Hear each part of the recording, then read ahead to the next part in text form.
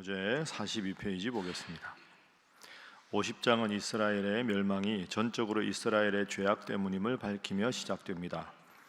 이어서 세 번째 여호와의 종의 노래가 등장합니다. 여호와의 종은 고난 속에서도 인내하며 여호와의 도우심으로 결국 승리할 것입니다. 51장에서는 여호와께서 의를 따르며 여호와를 찾는 자들을 반드시 구원하시고 위로하실 것을 선포합니다. 여호와께서는 이스라엘에 마셨던 분노의 잔, 즉 예루살렘을 비틀거리게 했던 잔을 거두실 것이고 그 잔을 이스라엘을 괴롭게 하던 자들에게 주실 것입니다. 50장과 51장은 딱 정리하면 50장은 멸망에 대한 것이고 51장은 회복에 대한 것입니다. 그들의 죄악으로 나라가 패망할 것이나 하나님은 결국 다시 회복시키실 것이다 하는 것이죠. 자, 그런데 왜 나라가 망했느냐? 남유다가 망하고 바벨론의 포로로 잡혀가서 70년 동안 포로 생활을 하게 된 결정적인 이유가 뭘까? 우리도 이제 성경을 읽을 때 이들이 어려움을 당한 이유가 어디에 있는가를 알아야 오늘 우리가 그런 것을 미연에 방지할 수가 있겠죠. 자, 50장 1절에 그 이유가 나옵니다. 자, 50장 1절 함께 읽어봅니다. 시작. 나 여호와가 이같이 말하노라. 내가 너희의 어미를 내보낸 이혼 증서가 어디 있느냐? 내가 어느 체주에게 너희를 팔았느냐? 보라, 너희는 너희의 죄악으로 말미암아 팔렸고 너희의 어미는 너희의 배역함으로 말미암아 내보냄을 받았느니라. 아멘. 자, 1절 말씀 보십시오. 나 여호와가 말하노라. 내가 너희의 어미를 내보낸 이혼 증서가 어디 있느냐? 내가 어느 체주에게 너희를 팔았느냐? 내가 돈이 없어서 그냥 내 아들, 딸을 돈 받고 팔았느냐? 그런 나쁜 부모가 아니다. 내가 너희를 판 것이 아니다. 그 다음이 중요한데요. 너희는 너희의 죄악으로 말미암아 팔렸다. 너희의 어미는 너희의 배역함으로 말미암아 내보냄을 받았다. 그러니까 왜 남유다가 바벨론에게 멸망을 당했느냐? 그건 바벨론의 신에게 남유다를 지키는 하나님이 져서 그런 게 아니고 바벨론의 세력이 갑자기 강대해져서 강대국이 약소국에게 침범해서 함락시키는 게 자연스러운 역사의 법칙이니까 바벨론이 남유다를 집어삼킨 것도 아니다. 왜 나라가 망했느냐? 하나님이 마르둑에게 진 것도 아니고 역사가 그렇게 변해가는 것도 아니고 1절 하나님 명확하게 말씀하십니다. 너희의 죄악으로 말미암아 팔린 것이다. 이걸 분명하게 알아야 하나님 보시기에는 아, 그렇구나, 우리 죄 때문이구나 하고 하나님 앞에 돌이켜야 하나님이 다시 회복시키신다. 근본적인 문제의 원인을 스스로에게 찾으라. 이게 하나님 말씀이죠. 2절 보십시오. 구체적인 내용입니다. 내가 왔어도 사람이 없었다. 내가 불러도 대답하는 자가 없었다. 내가 나를 믿으라 하고 너희에게 말했지만 아무도 듣지 않았고 불러도 대답하는 자가 없었다. 내 손이 짧아서 구속하지 못한 것이 아니다. 내게 어찌 너희들을 구원하고 건질 능력이 없겠느냐? 내가 꾸짖어 바다를 마르게 하고 강들을 사막이 되게 하여 물이 없어지고 물고기들이 악취를 내며 갈아여 죽는 이런 위대한 능력이 나에게 있다. 그 능력으로 나를 바라보라고 아무리 이야기해도 아무도 내 말을 듣는 자가 없었다. 그래서 내가 너희에게 징벌을 내려서 나라가 망한 것이다. 문제의 원인이 어디 있습니까? 하나님께 있습니까? 백성에게 있습니까? 백성에게 있는 겁니다. 오늘 우리로 말하면 내가 지금 뭔가 자꾸 마음이 불편하고 어렵고 관계가 엉클어지고 하던 일이 잘 안 되고 뭐가 문제인지 모르겠다. 그랬을 때 아, 누구 때문이다. 이 문제는 저 사람들 때문에 환경이 안 좋아져서 경제 상황이 우리나라가 나빠서 요즘 애들이 다 그러니까 요즘 부모 사이 좋은 집이 없으니까 그런 외부적인 원인이 아니라는 거죠. 내가 하나님 앞에 무엇이 부끄러운 일이고 나의 죄악이 무엇인가를 살펴보아라. 하나님이 아무리 마음의 문을 두드려도 귀를 기울이지 않는 너희 때문에 멸망을 당하고 심판을 당하는 것이다. 내가 오늘 아침에도 기도할 때, 이 새벽에 기도할 때 나의 허물이 무엇인가? 내가 하나님 앞에 회개하기를 원하시는 것이 무엇인가? 그것을 찾으라 하는 것이 하나님의 오늘 우리에게 주시는 말씀입니다. 그래서 첫 번째 기도 제목은 항상 스스로 돌아보고 회개하게 하소서 하는 것입니다. 항상 스스로 돌아보고 회개하게 하소서. 스스로 돌아보는 것, 내가 나의 허물을 먼저 바라보는 것, 그것이 중요한데 항상 보면 다른 데서 원인을 찾다 보니까 마음에 평안이 없고 원망만 하고 불평만 하게 되는 거죠. 자, 그래서 오늘 1절 말씀은 오늘 우리에게 주신 말씀이다. 꼭 기억하시고요. 자, 이어지는 4절 말씀 보겠습니다. 4절, 50장 4절. 자, 함께 읽어봅니다. 시작. 주 여호와께서 학자들의 혀를 내게 주사 나로 곤고한 자를 말로 어떻게 도와줄 줄을 알게 하시고 아침마다 깨우치시되 나의 귀를 깨우치사 학자들 같이 알아듣게 하시도다. 아멘. 이 50장 4절은 제가 학교에 있을 때 보면 교수님들이 제일 좋아하는 구절 중에 하나입니다. 학자들의 혀를 내게 주사. 학생들을 가르쳐야 되니까 항상 조리 있게 정확하게 신앙적인 내용이나 신학적인 내용을 잘 전하는 목회자들에게도 아주 중요한 구절입니다. 그렇다고 여러분에게 관계없느냐? 그게 아닙니다. 보십시오.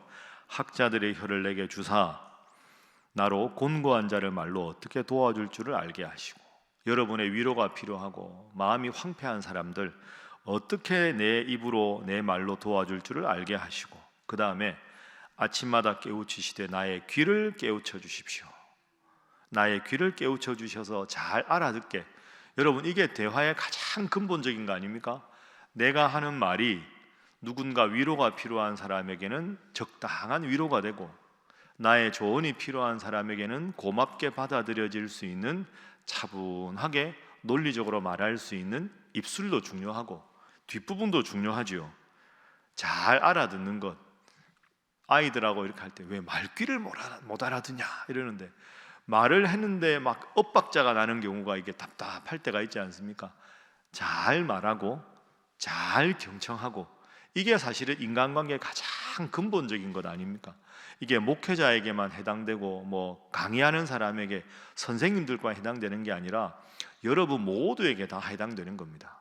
대화할 때 조리 있게 말하고, 내가 생각지도 않은 말 한마디 무심결 던졌다가 상대방이 그것에 대해서 상처를 받는 일도 있고, 툭 던진 말이 오해가 되어서 마음에 비수처럼 꽂히는 일이 있어서는 안 되겠지요.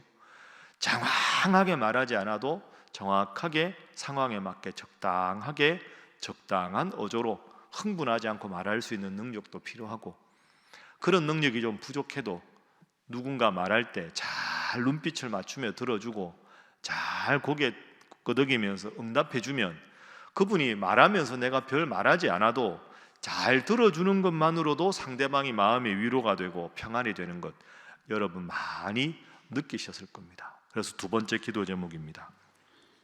저에게 학자들의 혀와 학자들의 귀를 주소서 하는 것입니다. 학자들의 혀와 학자들의 귀를 주소서.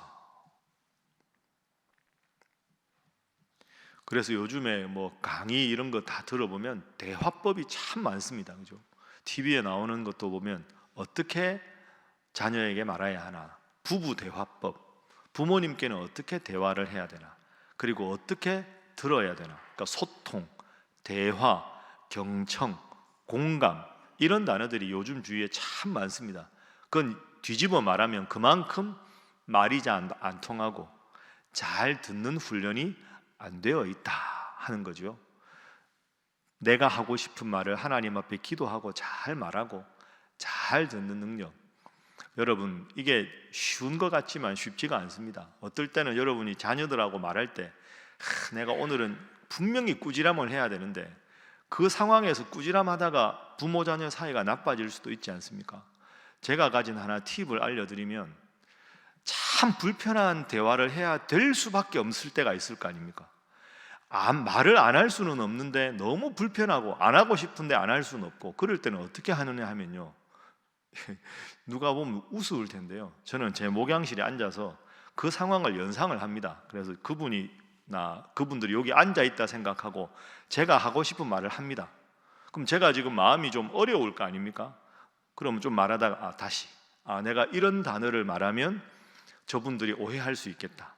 그 몇 번 연습을 합니다. 예, 그건 이렇게 하면 좋지 않겠습니까? 여러 번 연습을 해서 내가 그 단어는 안 쓰고 요럴 때 요렇게 말씀드리고 하면 되겠다 해서 마음을 최대한 평안하게 하고, 그리고 이제 기도하고, 그리고 이제 그런 대화를 하는 경우가 있습니다. 여러분, 대화에도 연습이 필요합니다. 듣는 것도 연습이 필요합니다. 새벽기도 나오는 여러분들 앞에 설교하는 게 목사 입장에서는 참 좋습니다. 왜 그런지 아십니까? 여러분은 죄송한 표현인데 억지로 나온 분이 거의 없지 않습니까? 새벽에 어떻게 억지로 나옵니까? 훈련이 돼야 나오지. 그럼 여러분들은 정말 기도하고 말씀을 사모해서 나온 분들, 제일 설교하기 어려운 데가 어딘지 아십니까? 미션 스쿨입니다. 기독교 학교에 가서 제가 특강을 하거나 할 때, 그리고 이제 미션 중고등학교 가면 어렵습니다. 애들이 그냥 꽂아놓은 보릿자루처럼 선생님이 강당에 집합, 오늘 목사님이 설교하신다 하면 한 70~80%는 들을 마음이 없는데 앉아 있잖아요. 제가 나와서 인사하면 전부 핸드폰 보고 있습니다. 안 보는 아이들한테 대화하기가 쉽지가 않습니다. 이런 말이 있죠, 목사님들 사이에. 설교하다가 조는 건 목사님 책임인데 설교도 하기 전에 고개 숙이고 조는 건 그분들 책임입니다. 새벽기도는 아무도 안 졸잖아요. 여러분, 새벽기도 때 말씀 듣는 이런 마음으로 잘 들으시면 여러분 다 대화 성공할 겁니다. 조리 있게 말하고 잘 경청해서 여러분이 가는 곳마다 은혜로운 대화가, 그리고 위로와 치유와 감사와 격려가 일어나는 여러분 되시기를 주님 이름으로 축복합니다.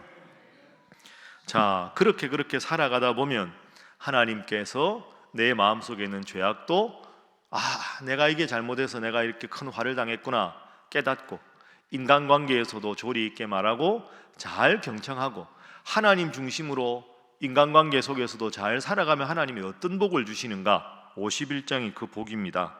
한 구절 예를 들어 보겠습니다. 1절 보십시오. 1절. 의를 따르며 여호와를 찾아 구하는 너희는 내게 들을지어다. 이제 그래서 50장 1절에는 죄악으로 말미암아 팔렸는데 51장 1절, 이제 다시 죄악을 깨닫고 여호와 하나님을 찾아 구하는 모습으로 돌아오게 되면 하나님이 약속하신 말씀 3절입니다. 51장 3절 함께 읽습니다. 시작. 나 여호와가 시온의 모든 황폐한 곳들을 위로하여 그 사막을 에덴 같게 그 광야를 여호와의 동산 같게 하였나니 그 가운데 기뻐함과 즐거워함과 감사함과 장화하는 소리가 있으리라. 아멘. 뒷부분이 참 멋있죠. 기뻐하고 즐거워하고 감사하고 장화하고 노래하고 서로 화답하는 그런 기쁨이 있을 것이다. 자, 51장 3절 앞부분 보십시오. 하나님께 죄를 돌이키고 살아가는 자에게 하나님 약속 3절, 시온의 모든 황폐한 것들을 위로하여 사막을 에덴 같게 광야를 여호와의 동산 같게. 참 멋진 표현 아닙니까? 한번 따라해 보시죠. 사막을 에덴 같게, 광야를 여호와의 동산 같게. 여러분 이 제목으로 기도하십시오. 여러분이 지금 여러분의 삶이 사막 같더라도 광야 같더라도 하나님, 오늘 읽은 말씀으로 제가 붙잡고 기도합니다. 제 인생이 사막 같아도 에덴 같게 만들어 주시고 광야 같아도 여호와의 동산같이 만들어 주옵소서. 늘 말씀드리지만 말씀 붙잡고 기도하는 것만큼 좋은 기도가 없습니다. 하나님의 말씀은 살아있는 말씀이라고 하셨으니까 살아있는 말씀 붙잡고 아멘하고 기도하면 하나님 들어주실 줄로 믿습니다. 그래서 마지막 세 번째 기도 제목은 사막이 에덴 같게 광야가 여호와의 동산 같게 하소서 하는 것입니다. 사막이 에덴 같게 광야가 여호와의 동산 같게. 여러분 이제 153 새생명 초청잔치가 10월 20일 아닙니까? 그분들 놓고 이제 기도도 하시고 이제 다다음 주 특별 새벽 기도도 하실 텐데 내가 우리 집에 아들이 있는데 딸이 있는데 내 남편이 있는데 아무리 전도해도 안 되더라. 그런 분들 있죠. 이 3절 갖고 기도하십시오. 화분에 하나님, 그의 마음이 사막 같아도 에덴 같게 만들어 주시고 정말로 영적으로 메마른 광야 같아도 여호와 동산 같게 만들어 주십시오. 참 멋진 기도 제목 아닙니까? 여러분, 이 3절 붙잡고 기도하셔서 새벽 기도를 통해서 이 붙잡은 약속의 말씀이 여러분의 삶에 응답되어서 기쁨과 감사와 은혜가 넘치는 복된 삶을 살아가시기를 주님 이름으로 축복합니다. 기도하겠습니다. 하나님, 뭔가 일이 힘들어지고 마음의 평안이 없어지고 자꾸 불평과 원망이 생길 때 누군가 환경 탓을 하고 다른 사람 탓을 하지 않게 하시고 오늘 1절 말씀처럼 나의 죄악 때문이라 생각하고 하나님 앞에 먼저 회개할 것 회개하여 모든 것이 은혜 가운데 풀어져서 사막의 에덴 같게 광야가 에덴 동산 같은 복된 삶을 회복하게 하여 주시옵소서. 하나님께서 함께 하셔서 잘 말하고 잘 듣는 능력을 허락하여 주시옵소서. 그런 우리 교회가 되게 하시고 금요 교구와 구역 모임 되게 하여 주시옵소서. 내일 정책당에도 하나님 은혜 가운데 지켜주시고 목사님 장로님들께 학자들의 혀와 귀를 허락하여 주셔서 은혜 가운데 하나님 원하시는 교회의 모습으로 점점 기도하고 노력하는 당회와 우리 신일교회 되게 하여 주시옵소서. 함께 기도합니다. 주여 믿습니다. 주여 믿습니다. 주여 믿습니다.